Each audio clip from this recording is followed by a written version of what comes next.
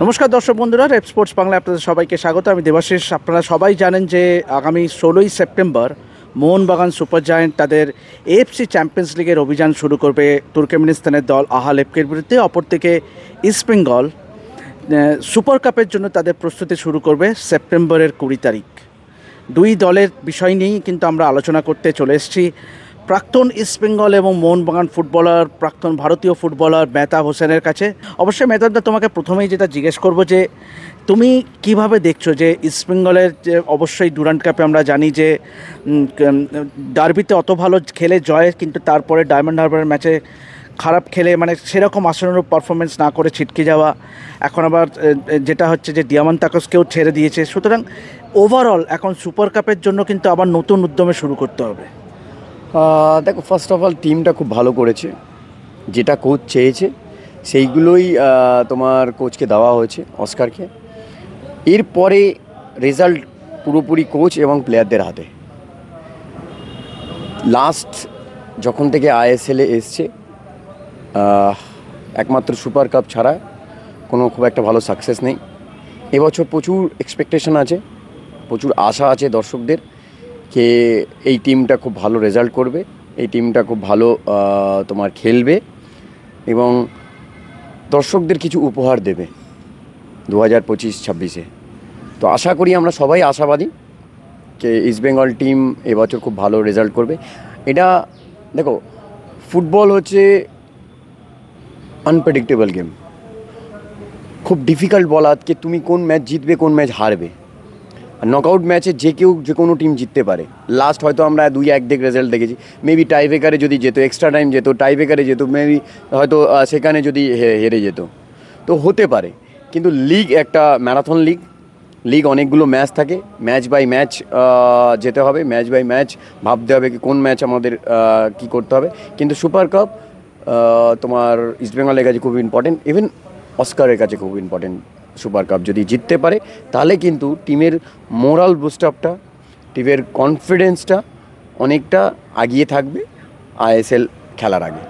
কিন্তু ডুরান্ডের ব্যর্থতা, মানে ব্যর্থতাই বলবো, যেহেতু সেমিফাইনালে ছিটকে যাওয়া ডায়মন্ড হারবারের মতন দলে, যদিও due respect to Diamond Harbour, you are expected to win against Diamond Harbour. দেখো, ইস্টবেঙ্গল বড় দল, ডায়মন্ড হারবারের সঙ্গে জেতাটাই কিন্তু প্রত্যাশিত, সেখানে অপ্রত্যাশিতভাবে তারা হেরে যায়। তো সেই দিক থেকে কতটা মরিয়া ভাব এখন দেখাতে হবে অস্কার ব্রুজো এবং তার ছেলেদের, এবং কাজটা কিন্তু সহজ হবে না। কাজটা কোনো ম্যাচই সহজ হয় না মামা। সবসময় যে কোনো ম্যাচ, সে তুমি ছোটো ম্যাচ হোক, কলকাতা লিগ ম্যাচ হোক, সব ম্যাচই কিন্তু তোমাকে ভালো খেলে এবং হার্ড ওয়ার্ক করে জিততে হয়। আর তুমি যদি বলো কোনো টিম এখন কোনো অংশে কারোর থেকে কম হয় না, তো মেবি ওভার কনফিডেন্সের জন্যে ম্যাচটা, যেহেতু আগে দেন ডার্বি ম্যাচ জিতেছিল, তারপরে ম্যাচ ডায়মন্ড আমরা ভেবেছিল আরামসে আমরা এই ম্যাচটা জিতে যাব। মেবি কিছু ক্ষেত্রে প্লেয়ারদের বডি ল্যাঙ্গুয়েজ অন্য হয়েছে। বডি ল্যাঙ্গুয়েজ তোমার ভেবেছে না ইজি, মোহনবাগান ম্যাচ তো জিতেছি, এই ম্যাচটা ইজি যেতে, মানে এই ম্যাচটাও ডায়মন্ড হাবড়ার ম্যাচটা জিতে যাব। তো তার জন্যে কিছু জায়গায় তোমার ল্যাপস হয়েছে বলেই ম্যাচটা হেরে গেছিলো। কিন্তু এই সুপার কাপটা কিন্তু পাখির চোখ করতে হবে। এই টুর্নামেন্টটা কিন্তু বাই হুক বাই ক্রুক ম্যাচটা জিততে হবে কিন্তু। সেখানে ইস্টবেঙ্গলের কিন্তু বেশ কিছু মানে সদ্য আমরা যেটা জানতে পারলাম যে দিয়ামান্তাকসও কিন্তু mutually parted ways with East Bengal. তো দিয়ামান্তাকসের না থাকাটা, এটা কি ব্লেসিং ইন ডিসগাইজ বলবে, সাপে বর বলবে? কেননা যদিও ডার্বিতে 2টি গোল করেছিল, কিন্তু পরে ডায়মন্ড হারবারের বিরুদ্ধে সেমিফাইনালে একাধিক মিস করেছিল। গত মরশুমেও কিন্তু সেরকম কনসিস্টেন্সি দেখায়নি। দিয়ামান্তাকসের না থাকাটা কীভাবে দেখছো, এবং দিয়ামান্তাকসের বদলি কি কাউকে নেওয়া উচিত ওই জায়গায় স্ট্রাইকারের পজিশনে? যে যদিও আমরা জানি যে হামিদ ইয়াদাদ আছে, কিন্তু একটা সেকেন্ড স্ট্রাইকার কি দরকার? সবসময় একটা এক্সট্রা মানে সাবস্টিটিউট বেঞ্চ একটা স্ট্রাইকার রাখা উচিত। ডেভিড ইন্ডিয়ান প্লেয়ার, গোল চেনে, কিন্তু তার সাথে সাথে একটা ফরেন প্লেয়ারও রাখা দরকার আছে, কে একজন ফেলিয়ার হলে আর একজন এসে সেই জায়গাটা রিকভারি করবে। তুমি যেটা বলছিলে এক্সপেকটেশান, অফকোর্স এই টিমের প্রতি অনেক এক্সপেকটেশান আছে। আর সুপার কাপ, তোমার কথাই বলছি, সুপার কাপ কিন্তু খুব ইম্পর্টেন্ট এই ইস্টবেঙ্গল টিমের জন্য। টুর্নামেন্ট যদি জিতে থাকে তাহলে কিন্তু অস্কার অনেক কমফোর্টেবলি আইএসএলে টিমটাকে নামাতে পারবে। শোনা যাচ্ছে যে কনর সিলসকে প্রাথমিক প্রস্তাব দেওয়া হয়েছে, যদি কনর সিলসকে নেওয়া হয় কীরকম হবে? কনার সিলস স্ট্রাইকার নয়, কনার সিলস হচ্ছে এক্সট্রিম মাঝখান দিয়ে খেলতে খেলতে রাইট সাইডটা খেলতে পছন্দ করে। বোথ দ্য সাইড ও স্ট্রেচ করে, গিয়ে ক্রস করে, ওই ডান দিক দিয়ে ভিতরে ঢোকে, বাঁ দিক দিয়ে ভিতরে ঢোকে, কিন্তু ওর খেলা নাম্বার 10 খেলে কিন্তু অনেকটা বাইরে চলে যায়। ক্রস করতেও পছন্দ করে, যতটা আমি কাছ থেকে দেখেছি, কমেন্ট্রির সময় দেখেছি, কে ওর ডান দিকটা ওর খুব পছন্দ। খেলতে খেলতে কী করে, উইঙ্গারের সাথে উইঙ্গার ভিতরে ঢোকে, ও বাইরে ম্যাক্সিমাম টাইমটা চলে যায়। সো তোমাকে যদি টুর্নামেন্ট জিততে হয় তাহলে কিন্তু তোমাকে একটা পজিটিভ ভালো স্ট্রাইকার আনতে হবে। এইবার তুমি যেটা বললে কে সাপে বর হবে ডায়মন্ড টাস্কে, এইটা তো সময় বলবে, এটা সময় বলবে কে একটা পজিটিভ স্ট্রাইকার চলে যাওয়া আর থাকা, তারপরে তোমার হামিদ আছে, কতটা ও মেলে ধরতে পারবে, এটা সময়ের অপেক্ষা কে কী হবে না হবে। কোন ধরনের প্লেয়ার নেওয়া উচিত বলে তোমার ধারণা? আমি তোমাকে জিজ্ঞেস করছি অ্যাজ এক্স প্লেয়ার। সব পজিশনে ভালো প্লেয়ার, তুমি মিডফিল্ড কিন্তু মিডফিল্ডে বলো, বিদেশি এই মুহূর্তে ইসমাইলের কাছে 5 জন, যদিও মাদি তালাল আছে, কিন্তু তুমি মাদি তালালকে রাখতে চাইবে নাকি আবার সাউল ক্রেসপো আছে? কিন্তু দেখো, মাদি তালাল সবে ইঞ্জুরি থেকে ফিরবে, ও কতটা ফিট, কতটা এসে টিমের সাথে সেই ফিটনেসে ম্যাচ আপ করতে পারবে কি না। সল ক্রেসপো আছে, কোচের অনেক কিছু দায়িত্ব এসে যাচ্ছে, কোচের উপরে অনেক বেশি প্রেশার থাকবে, কাকে খেলাবে কাকে খেলাবে না। তার সাথে সাথে আমি বলবো একজন যে গোল করতে পারে, গোল গেটার, তাকে কিন্তু একটা টিমে এই জায়গাটা আনতে হবে। তুমি মিডফিল্ড ভিত্তিক অবশ্যই আছে, কিন্তু সারা পৃথিবীতে স্ট্রাইকারের অভাব, একটা স্ট্রাইকার কিন্তু নিতে হবে। আমরাও ভুগেছি স্ট্রাইকারের অভাবে, আমরা জানি আমরা কতটা সাফার করেছি স্ট্রাইকারের জন্যে। তো সেটা স্ট্রাইকার যে গোল শুধু করবে কেন, তোমার বল ফিডিং করার লোক আছে, ক্রস করার ভালো লোক আছে, তোমার ট্যাকলিং মানে ডিফেন্সিভ কোয়ালিটির প্লেয়ার আছে, কিন্তু তোমার গোল যেটা মেন ফুটবলে সেটা কিন্তু দরকার আছে আমার মনে হয়। যে সমস্যাটা মোহনবাগানে নেই, মোহনবাগানে কিন্তু গোল করার একাধিক লোক, মোহনবাগানে প্রচুর লোক আছে।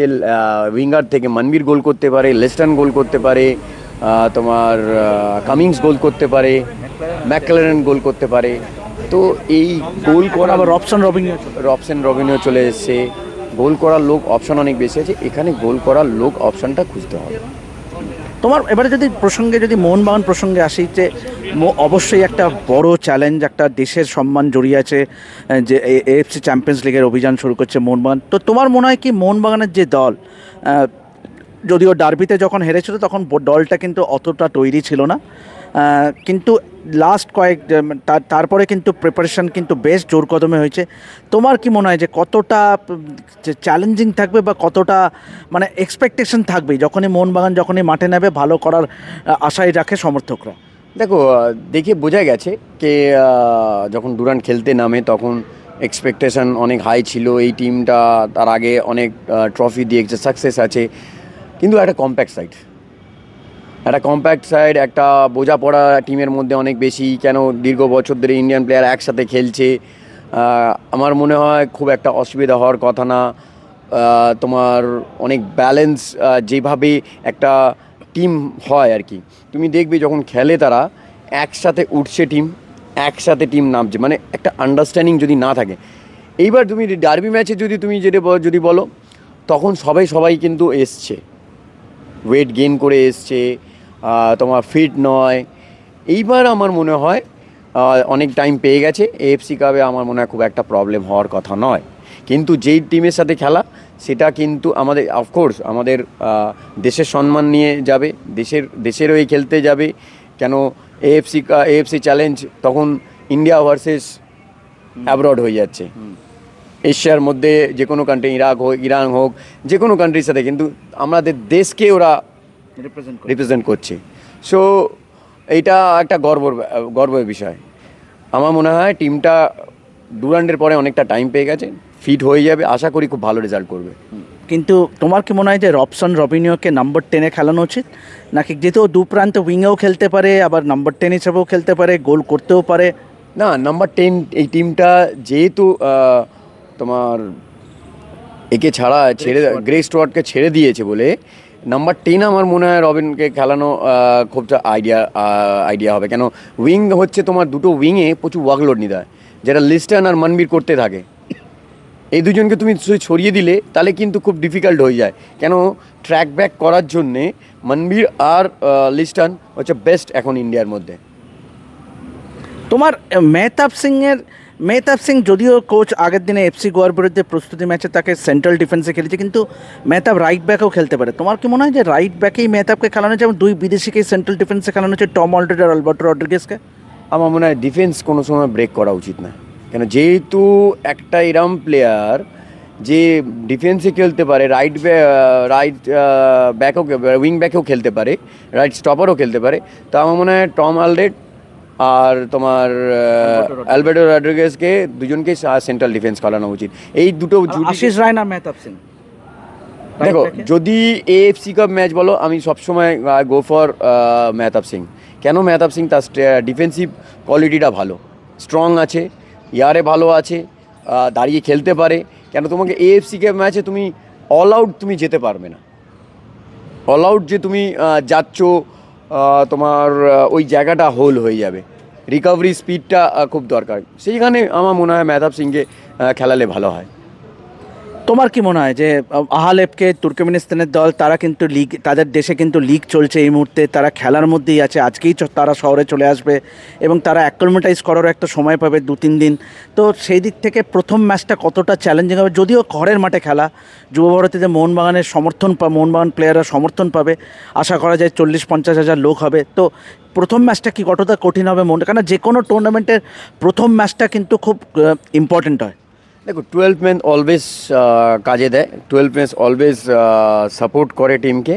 তো এই জায়গাটা একটা অ্যাডভান্টেজ পাবে মোহনবাগান। আর তার সাথে সাথে কতটা টিম ফিট হয়েছে, কতটা রবিন এসে জেলিং করতে পেরেছে টিমের সাথে, সেটার পরে অনেক কিছু ডিপেন্ড করবে। আর যেটা বললাম, এই দুটো ডিফেন্স কিন্তু সরানো যাবে না। কেন এদের মধ্যে দুজনের মধ্যে এত সুন্দর আন্ডারস্ট্যান্ডিং, এত সুন্দর তুমি বডি ল্যাঙ্গুয়েজ, কে কোথায় যাচ্ছে বা কে কাকে কভার করছে, তারা কিন্তু কথা বলে না, নিজেই বুঝে যায়। দাঁড়ানোতেই বোঝা যায় কি আমি এখানে যাব, তুমি আমার পেছনে চলে আসো, কভার করো। তো এই জিনিসগুলো আছে এর মধ্যে, কিন্তু কতটা ফিট হয়েছে এটার উপরে ডিপেন্ড করবে। আর মেহতাব, তোমার পার্সোনালি এবারে যদি তোমার বিষয়ে আসি, তুমি কিন্তু কোচিং কেরিয়ার তোমার শুরু হয়েছে রেলওয়ে এফসি কলকাতা লিগে, আমার তোমার কোচিং করতে দেয়, কতটা এনজয় করলে কোচিং করিয়ে? দেখো, খুব এনজয় করেছি কোচিং পার্টটা আর ফুটবল প্লেয়িং পার্টটা। এটা কিন্তু দুটো হেল অ্যান্ড হেভেন ডিফারেন্স। তো এটাই বলবো কি, আমি এখন ভুলে গেছি কি আমি কখন প্লেয়ার ছিলাম, সেটা পাস্ট হয়ে গেছে আমার। এখন কোচিংয়ে আমি সত্যি এনজয় করেছি, কারণ ডিফারেন্ট মেন্টালিটি, ডিফারেন্ট। কোনটা বেশি চ্যালেঞ্জিং, খেলার মাঠে মেহতাব অ্যাজ আ ফুটবলার না Mehtab as a coach? As a coach challenging, of course as a challenging. নিজে আমি করতে পারছি না। কেন? নিজে মনে হলো এটা করলে এটা ভালো হতো, ওটা করলে এটা ভালো হতো। আমি যদি এইটা ভুলে যেতে হয়, কোচিং যখন আসতে হয় 24/7 তোমাকে ভাবতে হবে কি আমার কোন জায়গায় গ্যাপ হচ্ছে, কোন জায়গায় ডিফেন্স ল্যাপস হচ্ছে, কোন জায়গায় মিডফিল্ড শেপ রাখতে পারছে না বা ডিফেন্স শেপ রাখতে পারছে না, এগুলো ভাবতে হয়। আর ফুটবল তুমি প্লেয়ার একটা হলে শুধু তুমি নিজের কথা ভাবো কি আমাকে বেটার করতে হবে, আমার কোনটা কোথায় দাঁড়াতে হবে, কি মিসপাস করা চলবে না, শুধু ইন্ডিভিজুয়াল ভাবতে হয়। আর এখানে তুমি প্রায় ধরো 30টা বাচ্চা আছে, তাদের 30 জনকে নিয়ে ডিফারেন্ট মেন্টালিটিকে নিয়ে এক জায়গায় আনতে হয়, ডিফারেন্ট স্টাইল অফ প্লেয়ারকে এক জায়গায় একটা শেপে আনতে হয়। খুব কঠিন কাজ অফকোর্স, কিন্তু খুব এনজয় করেছি আমি। আর এখন কোচিং কেরিয়ারটাকে কীভাবে এগিয়ে নিয়ে যেতে চাও, লক্ষ্যটা কি? আরও বেটার করতে হবে, আর শিখতে হবে, শেখার কোনো শেষ নেই। আর আমি শিখতে সত্যিই খুব ভালোবাসি, আরও আমাকে হার্ড ওয়ার্ক করতে হবে কোচিংয়ে। বি লাইসেন্স হয়েছে, এবার এ লাইসেন্স ইচ্ছা আছে করার। আর শেষ কয়েকটা প্রশ্ন, অবশ্যই আমরা আরও একটা খবর শুনেছি যেটা বাবা হিসাবে তোমাকে রীতিমতো গর্বিত করবে যে তোমার ছেলে সদ্য ইস্টবেঙ্গল আন্ডার 16 দলে যোগ দিয়েছে। যদিও তোমার ইচ্ছার বিরুদ্ধে এটাও শুনেছি, কিন্তু তুমি কিভাবে দেখছো? দেখো, বাবা ছেলে ময়দানে এরকম সাফল্যের সঙ্গে দুই প্রধানে খেলা খুব কম এক্সাম্পল আছে। যদিও সদ্য আমরা জানি হাতের সামনেই আছে জামশেদ নাসেরি, কিয়ার নাসেরি, কিন্তু মেহতাব হোসেনের ছেলে জিদান হোসেন কিন্তু অলরেডি মেকিং হেডলাইন্স। আন্ডার 16 দলে চান্স পেয়েছে, ডেম্পোতে ছিল আগে। তুমি কিভাবে দেখছো ছেলের এই উত্থানটাকে? দেখো, ফার্স্ট অফ অল ও ফুটবল খেলছে শুধু নিজের ইচ্ছায়। আমার সত্যি বলছি কোনো খুব একটা ইচ্ছা ছিল না ও ফুটবলার হোক, ও ভালো পড়াশোনা করুক। আমি জানি কি এখানে কি প্রেশার আছে, কিভাবে তুলনা হবে, আর যদি চান্সও পায় তারপরে বলবে বাবা করিয়ে দিয়েছে, এইটা কথাটা উঠবে। কিন্তু আদে ওটা নয়, কেন যেহেতু ও ডেম্পোতে ছিল, এখানে 1 মাস ছুটিতে এসেছিল, এখানে প্র্যাকটিসে গেছিলো তোমার ফাল্গুনির কাছে, সেখান থেকে ওকে দেখে বলেছে এখানে রেখে দিতে। আমার তো ওর ইচ্ছায়, আর আমি জীবনে ওকে আমি সাপোর্ট করিনি, আর এখনও স্টিল নাও আমি সাপোর্ট করি না। আমাকে এসে জিজ্ঞেস করে কে কোনটা করলে ঠিক হবে, কোনটা ভুল করা হবে, কোনটা শোধরাতে হবে, সেটাও চেষ্টা করি বলার। এবার ডিপেন্ড করছে ওর উপরে, ওর হার্ডওয়ার্ক, ওর পরিশ্রম। আমি জীবনে যেহেতু আমি একা এখানে এসেছি, তো ওকে নিজে একা করে নিতে হবে। আমি কোনোদিন ওর পাশে দাঁড়াবো না। মানে এটা একটুখানি মানে হার্শ হয়ে যাচ্ছে না যে বাবা হিসেবে? না, দেখো, বাবা হিসাবে আমার দায়িত্ব হচ্ছে আমার বাড়িতেও কি খাচ্ছে, কি পড়ছে, কীভাবে থাকছে, কি ডিসিপ্লিনে থাকছে, সেটা আমার দায়িত্ব। বাইরেও ওটা কী করবে, কেন আমার যেটা ইচ্ছা ছিল, হয়তো আমার ইচ্ছা আমি তো থপিয়ে দিতে পারি না কি আমাকে ও পড়াশোনা করুক। ভালো ছোটোবেলায় মোটামুটি পড়াশোনা করতো, ভালো ভালো স্কুলে হেরিটেজে ছিল, ডিপিএসে পড়েছে। তারপরে তোমার ওটা আমার ইচ্ছা ছিল কেউ পড়াশোনা করুক, কিছু একটা ভালো মানুষ হোক, ভালো একটা র্যাঙ্কে চাকরি করুক। কিন্তু এইটা তোমার ওর ইচ্ছা, ওর মার ইচ্ছা। কেন ও ছোটোবেলায় যখন ইস্টবেঙ্গলে খেলা হতো, জার্সি পরেও ম্যাটাডো করে পাড়ার ছেলে, যেমন ঢাকুরিয়া থাকতাম, পাড়ার ছেলেদের সাথে খেলা দেখতে যেতে। তো আমি জানতামই না, যেহেতু আমি বাইরে বাইরে থাকতাম, তোমার ও খেলা দেখতে যেত। তো আমার মনে হয় এটা তুমি যেটা হার্স বললে না, এটাই বাস্তব। কিন্তু আমাদের বাড়ি থেকে যখন আমরা খেলা স্টার্ট করেছি, আমার মা জানতোই না আমি কোন পজিশানে খেলেছি। আমার বাবা আজ পর্যন্ত আমার ডার্বি ম্যাচ, মানে মারা গেছেন উনি, তো কোনো দিন ডার্বি ম্যাচ দেখতে আসেনি বাড়িতে যদি থাকতেনও। তো আমিও চাই আমার ছেলে ওরমভাবে তৈরি হোক, নিজের গার্ডসে তৈরি হোক, নিজের বলতে পারবে কেন আমার বাবা কিছু করে দেয়নি, আমি নিজের, সেটা সেলফ স্যাটিসফ্যাকশান। আমি এখনও বলছি, তোমার লাইভ মানে ক্যামেরাতে বলছি, যে আমি কোনো দিন ওর এই ফুটবল ব্যাপারটা আমি কোনো দিন ওকে সাপোর্ট করবো না। ও যদি নিজে পারে করে নিক, লড়ে করে নিতে হবে। কেন ময়দানটা হচ্ছে খুব ইজি জায়গা নয়, ময়দানটা হচ্ছে তোমাকে লড়ে করে, প্রচুর লাঞ্ছনা আসবে, প্রচুর লোক অনেক কিছু বলবে, প্রচুর কমেন্টস আসবে। ওইদিকে কান না দিয়ে নিজে করতে হবে, নিজেই লড়াই করতে হবে। কেউ কারোর পাশে থাকে না। যতই বাবা, আমি দেখেছি অনেক প্লেয়ারের ছেলে খেলেছে, তারা সাকসেস না। আমি এই জন্যই চাইছি কেউ নিজেকে, মানে বলে না লোহা আগুনে পিটিয়ে সোজা করতে, নিজেকে নিজে করতে হবে ওটাকে। আমি যদি ওর পেছনে থাকি, ও কিন্তু রিল্যাক্স হয়ে যাবে। আর আমি ছোটোবেলা থেকে এটাই মানি যে ও জন্মেছে, ওকে হার্ডওয়ার্ক করতে হবে। আপনারা শুনলেন মেহতাব হোসেনের কথায় যে বাবা হিসেবে তিনি চান তার ছেলে যেন নিজের পায়ে নিজের মেহনতে যেন সেই জায়গাটা করে নিতে পারে। অবশ্যই আমাদেরও শুভেচ্ছা থাকবে জিদানের প্রতি, যেন তিনিও একদিন যেন সম্মানের সঙ্গে, বাবা যেরকম সম্মানের সঙ্গে দুই প্রধানকে রিপ্রেজেন্ট করছে, তিনিও একদিন বড় ফুটবলার হোক। তো আশা করব আপনাদের এই আড্ডাটা যদি ভালো লাগে অবশ্যই লাইক শেয়ার করবেন, এবং এভাবেই যাবতীয় ফুটবলের আপডেট পেতে অবশ্যই চোখ রাখবেন রেপ স্পোর্টস বাংলার পর্দায়। আপাতত আমি সাইন অফ করছি, দেখতে থাকুন রেপ স্পোর্টস বাংলা।